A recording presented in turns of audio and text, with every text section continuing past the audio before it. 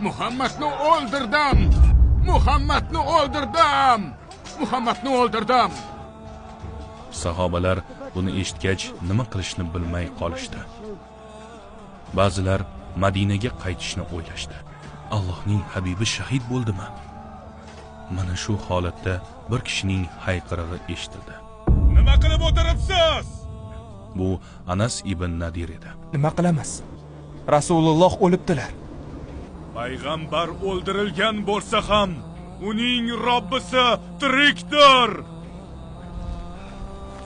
Payg'ambar o'ladigan bo'lsa, hayotingizni butunlay o'zgartirasizlarmi? Biz ham jang qilaylik va u kabi shahid bo'laylik. Hech qanday ikkilanishsiz uning o'zi dushman ichiga otildi.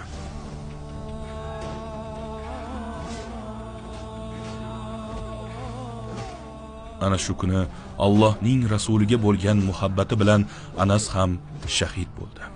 Uning tanasi bo'laklarga ajratildi.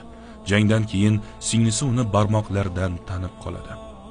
Anasning so'zlaridan keyin sahobalar o'zlarini qo'lga olishdi. Allohning rasuli rostdan shahid bo'ldimi, yo'qmi bilmoqchi bo'lishdi. Uni hamma yoqdan qidirishdi. O'zi nima bo'lgandi? Payg'ambar alayhissalom qayerda edi? U payti Rasululloh mushriklar qazigan o'raga yiqilgan edilar. Jarohatlari sabab tirmashib chiqishga kuchlari yo'q edi. Nihoyat sahobalar u zotni topib o'radan chiqarib olishdi. Unda Ibn Qomiya Muhammadni o'ldirdim deb kimni aytgan edi? Mus'ab ibn Umayr payg'ambar alayhissalomga juda o'xshardi.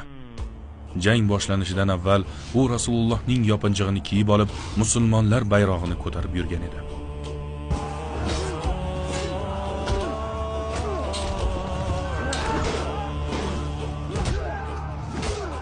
Jang davomida u Ibn Qomiya bilan yuzma-yuz kelib jang qildi.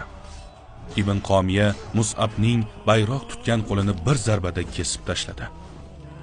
Mus'ab islom bayrog'ini o'z jonidan ham ko'proq qadrlardi. Bayroq qulamasligi uchun boshqa qo'li bilan ushlab oldi. So'ng Ibn Qomiya yana zarba berib, uning ikkinchi qo'lini ham uzib tashladi.